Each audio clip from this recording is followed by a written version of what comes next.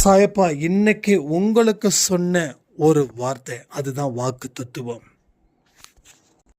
பிறர் பேச்ச கேட்டு வாழ்க்கையை முடிவு பண்ணாதீங்க. அது சாயப்பாவோட முடிவு அல்ல. உங்களை பல பேர் அவங்க சுயநலத்துக்காக பயன்படுத்தி தன்னுடைய தேவைகள் முடிஞ்சதுக்கு அப்புறம் தூக்கி எறிவாங்க. அப்போ நீங்க பித்து பிடித்தவர்கள் போல இருக்கக்கூடிய சூழ்நிலை உருவாகும். ஆற அமர யோசிச்சு சாயப்பா கிட்ட முடிவை கேட்டு அதற்கு பிறகு முடிவு பண்ணுங்க. கடவுளுடைய பார்வை உங்ககிட்ட இருக்கிறதால தான் இப்போ வரைக்கும் கடவுள் உங்கள் கூடவே இருந்து உங்களுக்கு தேவையான உதவிகளை தொடர்ந்து செய்கிறார். அவர் பாதையை தாண்டி வேற எந்த பாதைக்கு போனாலும் சரி, ஆபத்து சும்மா விடாது. இங்கே மிகப்பெரிய அதிசயம் உங்களுக்காக காத்துக்கிட்டு இருக்குது. நீங்கள் சரியாக இருந்தால் எல்லாம் சரியாக இருக்கும். நம்பிக்கையோடு கேளுங்க. வாழ்க்கையில் மிகப்பெரிய பொறுப்பு உங்களுக்கு இருக்குதுன்றது இன்னும் கொஞ்ச நாட்களில் அவர் உறுதிப்படுத்துவார். ஓம் சாயிரா சாயிரா, ஓம் சாயிரா சாயிரா, ஓம் சாயிரா சாயிரா, அன்பே சாயிரா, பேரன்பே சாயிரா, அகிலம் தளிக்க ஆத்மா விழிக்க அனுதினம் சாயிரா, எங்கள் அன்பே சாயிரா.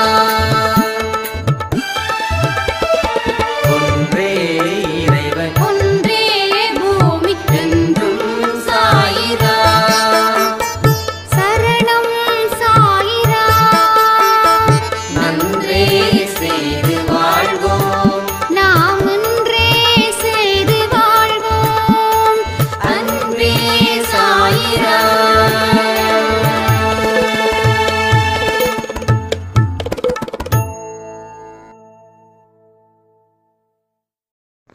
சாய்ராம். என் உயிரின் உயிரானவர்களே, 1 மணி நேர பிரார்த்தனை செய்த என்னுடைய கண்களுக்கு முன்னாடி சாயப்பா காட்சி கொடுத்தாரு. உன்னோட வாழ்க்கையில் நீ பெற்ற துன்பம் வரமா மாறிடும். இதை நீ சபையில் சொல்லணும் அப்படின்னு எனக்கு அந்த 1 மணி நேரம் செய்த பிரார்த்தனையில் சாயப்பா சொன்னது. நீங்கள் மறக்காம அன்பே சாயில சொல்லிடுங்க அப்படின்னாங்க. வாழ்க்கையில் துன்பம் அப்படின்றது ஒரு பெரும் வரம். துன்பத்தை வேண்டான்னு சொல்கிறவன் வாழ்க்கையில் வரத்தை பெறவே முடியாது. எல்லாரும் சந்தோஷத்தையும் இன்பத்தையும் நேசிப்பாங்க, துன்பத்தை வெறுப்பாங்க. நீங்கள் துன்பத்தை வெறுக்கிறதால துன்பம் உங்களை விட்டுட்டு போயிடுமா? கண்டிப்பாக போகாது. ஸோ துன்பத்தை நாம் எந்த வழியில் ஏற்றுக்கிறோமோ அதே வழியில் வெற்றியும் அதே வாசல் வழியாக வந்து சேரும். அதான் கடவுள் சொல்கிறாரு, துன்பத்தை நான் வரமாக மாற்றுவேன். துன்பத்தை நாம் வரமாக மாற்றுவோம். வாக்கு தத்துவத்தை நோட் பண்ணிக்கோங்க. துன்பத்தை நாங்கள் வரமாக மாற்றுவோம். அப்போ துன்பத்தை பார்த்து பயம் வேண்டாம், துன்பத்தை பார்த்து ஓட வேண்டாம். துன்பத்தை எதிர்த்து நின்று போராடினா அந்த வாழ்க்கை வரமாக மாறிடும். ஸோ போராடுகிறவர்கள் பாக்கியவான்கள், அழுகிறவர்கள் பாக்கியவான்கள், சிந்திக்கிறவர்கள் பாக்கியவான்கள், தோல்வியை பார்த்து ஓடுகிறவர்கள் அதிர்ஷ்டம் இல்லாதவர்கள். ஒரு விஷயத்தை நாம் செய்யணும்னு முடிவு பண்ணால் மட்டும் போதாது. அதை எப்போ செய்யணும், எப்படி செய்யணும், எந்த டைம்குள்ளே செஞ்சு முடிக்கணும், அதற்கு தேவையான விஷயங்கள் என்னன்னு யார் தீர்க்கமாக யோசிக்கிறாங்களோ அவங்களுடைய அறிவும் அவங்களுடைய ஆற்றலும் பல மடங்கு உயரும். ஏன் உயருது தெரியுமா? இங்கே சாயப்பா அவங்களுக்கு முன்னாடி வந்து நின்று அவங்களுக்கு தேவையான சகல வசதிகளையும் செஞ்சு தரதால அந்த பலமும் அந்த வழியும் அதிகரிக்குது. ஸோ வழியில்லாத வாழ்வு எங்கேயுமே இல்லை, துன்பமில்லாத வாழ்வும் எங்கேயுமே இல்லை, தோல்வி இல்லாத வாழ்வும் எங்கேயுமே இல்லை. நீ எத்தனை தோல்வியை சந்திக்கிறியோ அத்தனை அளவுக்கு உன்னோட மனது உறுதிப்படுத்துது. ஒவ்வொரு தோல்வியும் வெற்றி படிக்கட்டாக தான் இங்கே மாறும். அது ஏன் பல பேருக்கு வெற்றி படிக்கட்டாக மாறலைன்னா அவங்க அந்த இடத்துக்கே வரல. அந்த இடத்துக்கு வந்தாதான் படி இருக்கும், அந்த படியில் ஏற முடியும். படி இல்லாத இடத்துல நிற்கும்போது அவங்க அந்த தோல்வி திரும்ப திரும்ப திரும்ப திரும்ப அவங்கள எல்லா விதத்திலும் அவமதிச்சுக்கிட்டே இருக்குது, எல்லா விதத்திலும். ஸோ இந்த அவமதிப்பு ஏன் இத்தனை பேருக்கு வருது, எதனால் இவ்வளவு கஷ்டங்கள் அப்படின்னா நம்மளுடைய சிந்தனைகள் எதிர்மறை எண்ணங்கள் கொண்ட சிந்தனைகளால் உருவாக்கப்பட்டது தான் நமது சிந்தனைகள். ஒரு வீடை எதை வச்சு கட்டுறோமோ அதுக்கு தகுந்த மாதிரி அந்த வீட்டுடைய இது இருக்கும். சில வீடு வந்து ஓலைக்குடிசையில் வச்சு கட்டினா காற்றுக்கு தாங்காது. சில வீட்டை வந்து சிமெண்ட் ஷீட்டை போட்டு கட்டுனா அதில் கொஞ்சம் நாட்களில் கொஞ்சம் வருஷத்தில் எடுக்கிற மாதிரி ஆகும். ஆனால் வீடு ஸ்ட்ராங்காக இருக்கணும் அப்படின்னா என்ன பண்ணணும்? காங்கிரீட் போட்டு கட்டணும். அப்போ தான் நம்ம இடிக்கிற வரைக்கும் அதில் இருக்க முடியும். நம்ம இடிச்சிட்டு மறுபடியும் இன்னும் சிறப்பாக கட்ட முடியும் இல்லையா? ஸோ ஒரு குடிசை போட்டாலும் ஒரு சிமெண்ட் ஷீட்டு போட்டாலும் பட் காங்கிரீட் அளவுக்கு அது ஸ்ட்ராங்காக இருக்காது. அதே போல தான் உங்கள் எண்ணங்கள் எதனால் கட்டப்பட்டது? எதிர்மறை எண்ணங்களால் கட்டப்பட்டதுன்னா அது வாழ்க்கையில் தொடர்ந்து போராட்டங்கள் மட்டுமே இருக்கும், அழுகை மட்டுமே இருக்கும், தோல்வி மட்டுமே இருக்கும். பட் அதே எண்ணங்களை நேர்மறை எண்ணங்களால் கட்டிட்டீங்க அப்படின்னா போராட்டங்கள் இருக்கும், தோல்விகள் இருக்கும். ஆனால் எத்தனை தோல்வி அடையிறோமோ அதை விட ஒரு வெற்றியை நாம் பெறுவோம். ஒரு 10 தோல்வி நான் அடையிறேங்க அப்படின்னா நீங்கள் 100 மடங்கு வெற்றியை அடுத்த 11வது போராட்டத்தில் அந்த வெற்றி அடைவீங்க. அப்போ முதல்ல அந்த வெற்றி கிடைச்சிருந்தா இவ்வளவு பெரிய ஒரு பிரம்மாண்டமான வெற்றி கிடைச்சிருக்காது. கரெக்டு தானே? ஒரு விஷயத்துக்கு போராடுறோம், அந்த விஷயத்தில் நாம் வந்து தொடர்ந்து நம்ம நிற்கிறோம். அப்போ கடவுளுடைய விருப்பம் ஒரு பெரிய வெற்றியை கொடுக்கணும்னு சொல்லி தான் இத்தனை தோல்விகளை கொடுத்து அனுபவத்தை கொடுத்து அதன் மூலமாக பலத்தை ஏற்படுத்துகிறார். ஆனால் இங்கே இருக்கிறவங்களுக்கு என்ன பிரச்சனை அப்படின்னா ஒரு நல்ல வாழ்க்கையை வாழணும் அப்படின்னு சொல்லி கடவுள்கிட்ட பிரார்த்தனை பண்ணுறோம். கடவுள் நல்ல வாழ்க்கை தானே கேட்குறாங்க. அப்போ நல்ல வாழ்க்கையை வாழணும்னா அதற்கு தகுந்த மாதிரியான போராட்டத்தையும் அதற்கு தகுந்த முயற்சியும் அதுக்கு தகுந்த உழைப்பும் இவனுக்கு தேவைன்னு நினைக்கிறார். அப்போது அவனை அந்த செயலாகவே மாற்றுறாரு. அப்போ அவனை அந்த செயலாக மாற்றும் போது அவனுக்கு எந்த தோல்வி வந்தாலும் அவன் துவண்டு போகிறதில்ல, அவன் என்ன அவமானம் வந்தாலும் அவன் துவண்டு போகிறது இல்லை, யார் என்ன சொன்னாலும் அவன் காது கேட்கல. ஏன்னா அவன் குருடன் போல வாழ்ந்துட்டுருக்கான், செவிடன் போல வாழ்ந்துட்டுருக்கான். அப்போது அவன் செயலில் தான் அவன் மனசை வச்சிருக்கானே தவிர அவன் தோல்வியில் அவன் மனசை வைக்கல. அப்போது இந்த மாதிரி விஷயத்தின் மூலமாக ஒரு நாள் அவனுக்கு பிரம்மாண்டமான வெற்றி கிடைக்குது. ஸோ பிரம்மாண்டமான வெற்றி இங்கே பெறணும். எல்லாருக்கும் அந்த ஆசை இருக்குது. உங்களுக்கு இருக்குது, எனக்கு இருக்குது. இல்லைன்னு யாரும் பொய் சொல்ல முடியாது. யார் இல்லைன்னு சொல்லுவாங்க தெரியுமா?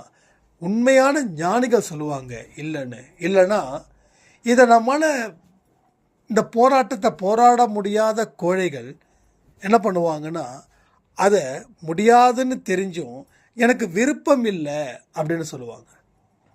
விருப்பம் இல்லைன்னு சொல்லுவாங்க. நிறைய பேர் நான் வந்து இந்த வாய் சவடால் மன்னர்கள் நிறைய பேர் இருப்பாங்க. எல்லாமே பண்ண முடியும் அப்படின்னு சொல்லுவாங்க. என்னால் செய்ய முடியாதா, நான் நல்ல வாழ்க்கையை வந்து என்னால் அமைச்சிக்க தெரியாதா, எனக்கு தெரியும் ஆனால் எனக்கு அது பிடிக்கலைன்னு சொல்லுவாங்க. ஏன்னா இவங்க அமைச்சிக்கிற அளவுக்கு அவங்க தகுதியானவங்க இல்லை. இதுதான் உண்மை. யாராவது உங்ககிட்ட சொன்னாங்கன்னா நீங்கள் மனசுக்குள்ளே சிரிச்சுக்கோங்க, ஆனால் வெளிப்படுத்த வேண்டாம். ஏன்னா அவங்களுடைய ட்ரீமை ஏன் கெடுக்கணும்? அப்போ பிரம்மாண்டமான வெற்றி யாருக்கு வேணும்? எனக்கு வேணும். உங்களுக்கு எத்தனை பேருக்கு வேணும் சொல்லுங்கள். அப்போது கடுமையாக போராடு. தோல்வி சிந்தனை வரக்கூடாது, அவமான சிந்தனை வரக்கூடாது. உன்னோட செயலில் மட்டும்தான் கவனம் இருக்கணும். அந்த செயல் புரிய புரிய புரிய உன்னுடைய மனபலம், உன்னோட ஆன்மீக பலம், உன்னோட கடவுள் பலம் எல்லாமே டாப் லெவலில் அதிகரிக்கும். நான் பலசாலியாக இருந்தால் என்னால் ரொம்ப நாளைக்கு வாழ முடியும். நான் பலகீனமானவனாக இருந்தால் என்னால் நிறைய நாள் வாழ முடியாது. இது இயற்கை கற்றுக் கொடுத்த பாடம். அதே தான் இங்கேயும். ஆன்மீக பலம் ஒரு மனுஷனுக்கு எவ்வளவுக்கு எவ்வளவு பெருசாக இருக்குதோ அவன் அந்த அளவுக்கு அவனை யாராலையும் அசைக்க முடியாத ஒரு பேரின்ப பெருவாழ்வு வாழ முடியும். ஆனால் அந்த பலம் இல்லாதவர்கள் கண்டிப்பாக வாழ்வாங்க. ஆனால் என்னத்தை வாழ்ந்தோம் அப்படின்னு சொல்லக்கூடிய அளவுக்கு விரக்தியின் முழு தன்மையில் அவர்கள் இருப்பார்கள். விரக்தியின் முழு தன்மையில். ஸோ வாழ்க்கை அப்படின்றது சந்தோஷம் நிறைந்ததாக தான் இருக்கணும். இங்கே வாழ்க்கைன்றது திண்டாட்டங்கள் நிறைந்ததாக இருக்கவே கூடாது. ஸோ விருப்பம் போல வாழக்கூடிய வாழ்க்கையில் நல்ல விஷயங்களை நோக்கி உங்கள் பாதையை பயணத்தை வச்சுட்டா நீங்கள் நினச்ச வாழ்க்கை சத்தியமாக கிடைக்கும். நம்ம நினைக்கிறோம் விதிக்கப்பட்டது தானே நடக்கும், விதிக்கப்படாதது நடக்காது. அப்போ எது விதிக்கப்பட்டது எது விதிக்கப்படாததுன்னு தெரிகிற அளவுக்கு எந்த மனுஷன் இந்த உலகத்தில் இருக்கான்? நீங்கள் எல்லாரும் சொல்கிறீங்க இல்லையா, என்னுடைய விதி எப்படியோ அப்படி தானே என்னோட வாழ்க்கை இருக்குன்னு. அப்போ இதை சொன்னது யாரு? நீங்கள் சொன்னீங்கன்னா எந்த உண்மையின் அடிப்படையில் நீங்கள் சொல்கிறீங்க? அதுக்கு பதில் இருக்கா? சரி, வேற ஒருத்தர் சொன்னாருன்னா அவர் எந்த உண்மையின் அடிப்படையில் அவர்கள் சொன்னார்கள்? அப்போது வாய் பேச்சு, அந்த பேச்சு தான் இன்னைக்கு எல்லா மனுஷனையும் வீழ்த்துது. ஸோ விதி அப்படின்றது இன்னைக்கு நீ என்ன செய்கிறியோ அது நாளைக்கு விதியாக மாறுது. உன்னோட விதி அப்படின்றது உன்னோட செயல் பொறுத்து, உன்னோட செயல் உன்னோட எண்ணத்தை பொறுத்து, உன்னோட எண்ணம் நீ வாழ்கின்ற வாழ்க்கை சூழ்நிலையை பொறுத்து. நீ என்னதான் ஒரு மோசமான சூழ்நிலையில் நீ வாழ்ந்தாலும் உன்னோட எண்ணங்களை நீ சுத்தப்படுத்தி, உன்னோட எண்ணங்களை நீ தூய்மைப்படுத்தி, உன்னோட எண்ணங்களுக்கு பலம் அதிகம்னு நம்பி, உன்னோட எண்ணம் தான் உன்னோட வாழ்க்கையை வாழ வைக்க போகுதுன்ற நம்பிக்கையை ஏற்படுத்தி உன்னோட செயலை செய்யும்போது உன்னோட விதி பிரகாசமாக இருக்குது. அந்த பிரகாசம் எப்படி தெரியுமா இருக்குது? சூரியனை யாராலையும் மறைக்க முடியாது. எத்தனை பாய் வச்சாலும் சரி, எவ்வளவு பெரிய ஸ்க்ரீனை போட்டு மூடினாலும் சரி, மறைக்க முடியாது. அது போல தான் உன்னோட செயல்கள் என்னைக்கு சுறுசுறுப்பாக இருக்குதோ அன்னைக்கு உன் வாழ்க்கை சுறுசுறுப்பாக இருக்குது. உன்னோட செயல்கள் என்னைக்கு பலகீனமாக இருக்குதோ அன்னைக்கு உன்னோட வாழ்க்கையும் பலகீனமாக இருக்கும். இங்கே ஒவ்வொரு மனுஷனுக்கும் ஒவ்வொரு பொறுப்பு இருக்குது. அந்த மனுஷன் அந்த பொறுப்புக்காக தான் கடவுள் படைக்கப்பட்டார். ஆனால் எனக்கு இந்த பொறுப்பா, நான் இதை செய்யணுமா, இது கேவலமாக இல்லையா அப்படின்னு நினைக்கிறவங்களுக்கு கடவுள் மிகப்பெரிய அளவில் ஒரு மோசமான தண்டனையை கொடுப்பார். ஏன்னா அவர் கொடுக்கக்கூடிய கடமைகளை எவன் ஒருவன் சிறப்பாக செய்கிறானோ அவனுக்கு கூடுதலான ஒரு பதவியை பொறுப்பை வழங்கி அவனை கௌரவிக்கிறார் சாயப்பா. அவனை கௌரவிக்கிறார். நானும் சில விஷயத்தில் நிறைய விஷயத்தில் யோசித்து பார்த்தேன். நம்ம ஆஃபீஸ் ஆரம்பிக்கும் போது உங்களுக்கு தெரியும் 2019 நம்ம ஆஃபீஸ் ஆரம்பிக்கிறோம். அப்போ வந்து ஆஃபீஸோட பேர் எல்லாமே அடுத்த ½ அன் ஹவரில் எப்படி என்னோடய கல்யாணம் ஒரு இரவில் முடிவாகி அடுத்த நாள் நடந்ததோ அதே போல் தான் ஆஃபீஸ்க்கு பேரை வைக்கிறோம். என்ன பண்ணணும் அப்படின்றத யோசித்த கம்ப்யூட்டர்ஸை நம்ம பண்ணுவோம். பட் அதுக்கு முன்னாடி மொபைல் ரீசார்ஜ் பண்ணலாம் அப்படின்னு. அப்போ எல்லாரும் என்ன சொன்னாங்க, ஏண்டா தம்பி நீ எம்காம் வரைக்கும் படிச்சிருக்க, நீ மொபைல் ரீசார்ஜ்லாம் பண்ணலாமா? ஏதோ வந்து ஒரு ஸ்கூல் படிக்கிறவங்க பண்ணால் ஓகே, அவங்களுக்கு அது நல்ல பொழப்பாக இருக்கும். நீ நல்லா படிச்சிருக்க, நீ நினச்சா 2 டிகிரி முடிச்சிருக்கிறதால நல்லா சம்பாதிக்கலாம். ஆனால் இந்த இடத்துல நீ ரீசார்ஜ் பண்ணுறியா அப்படின்னு சொல்லி கேட்காதவங்களே இல்லை, நிறைய பேர் கேட்டாங்க. ஆனால் நாம் என்ன பண்ணோம், யாருடைய விஷயத்துலையோ காது கொடுக்கல. சாயப்பா எனக்கு இதுதான் சொன்னாருன்னு சொல்லி இப்போ நம்ம ரீசார்ஜ் பண்ணுறது இல்லை. சாயப்பா நமக்கு இதுதான் இந்த வழி தான் சொல்லியிருக்காருன்னு சொல்லி அதில் ஆரம்பித்தோம். 200 ரூபாய்க்கு ரீசார்ஜ் பண்ணும்போது 199 ரூபாய்க்கு ரீசார்ஜ் பண்ணக்கூடிய கஸ்டமருக்கு 200 ரூபா கொடுப்பாங்க. ஸோ மோஸ்ட்லி பார்த்திங்கன்னா மீதி ₹1 கொடுக்க மாட்டாங்க. இவங்க தெரியாத மாதிரி கஸ்டமர் விருப்பப்பட்டு கேட்டால் கொடுப்பாங்க. ஆனால் நாம் என்ன பண்ணுவோம், ரீசார்ஜ் பண்ண அடுத்த நிமிஷம் கிளம்புவாங்க. அப்போ சார் ஒரு நிமிஷம் இருங்கன்னுவோம். என்னங்க அந்த ₹1 எடுத்து கொடுப்போம். அந்த ₹1 எடுத்து கொடுத்ததில் அவங்களுக்கு பெரிய நம்பிக்கை வந்தது. அப்போ தான் தெரிஞ்சது, நீ நம்பிக்கையை பெறணும் அப்படின்னா நீ நாணயத்தோடு இருக்கணும். உனக்கு தேவையான லாபம் என்னவோ அதுதான் உனக்கு சொந்தம். எக்ஸ்ட்ரா ஒரு ₹10 வாங்கிறது, எக்ஸ்ட்ரா ஒரு ₹50 வாங்கிறது எதுவுமே இருக்கக்கூடாதுன்னு. அந்த 6 மாதத்தில் நாம் நல்லா டெவலப் ஆனோம். அந்த டெவலப்மெண்ட் தான் இன்றைக்கு வரைக்கும் நம்ம ஆஃபீஸில் ரொம்ப பக்காவாக நல்லா பிளான் பண்ணி செஞ்சுக்கிட்டு இருக்கோம். அப்போது அங்கே வந்த நன்மதிப்பு, அந்த நாணயம்னா என்ன சொல்கிறது, நாணயம்னா ரூபா காயின் கிடையாது, பேரை காப்பாற்றுறது. அப்போ இவங்களை நம்பி நம்மளுடைய பொருளை கொடுக்கலாம், இவங்க நல்லபடியாக சர்வீஸ் பண்ணி தருவாங்க. அந்த நம்பிக்கையை ஏற்படுத்துறதுக்கு தான் சாயப்பா அதை மொபைல் ரீசார்ஜை போட சொன்னார்.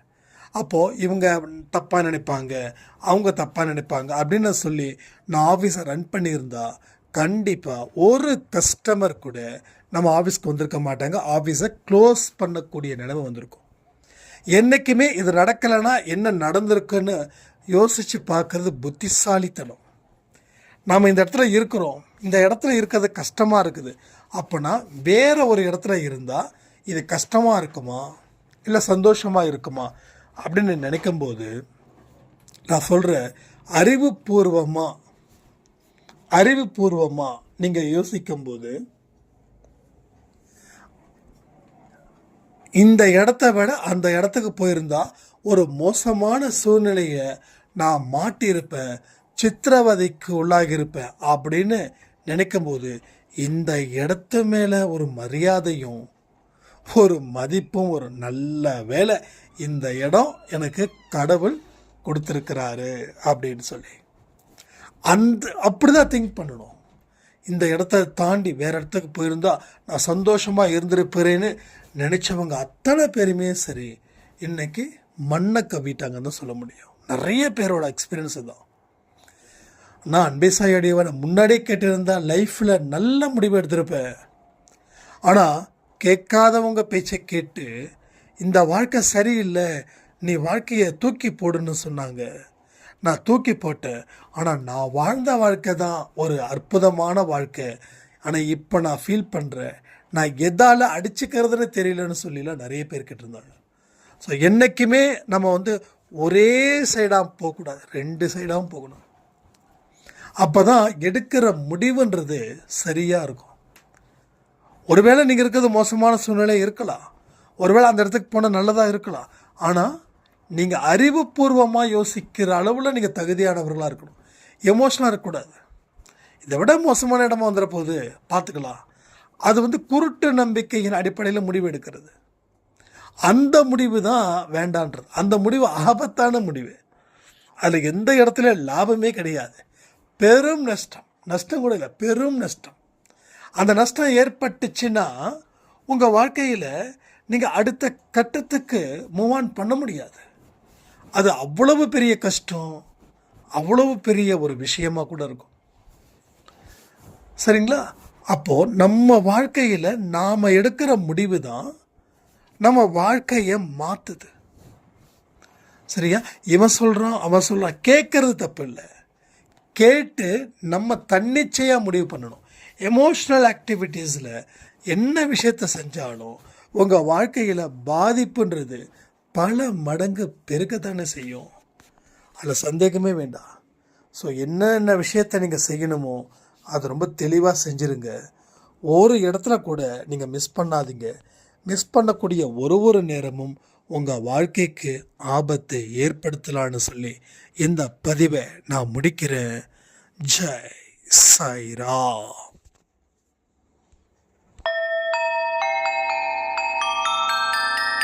ஓம் சாயிரா. சாயிரா.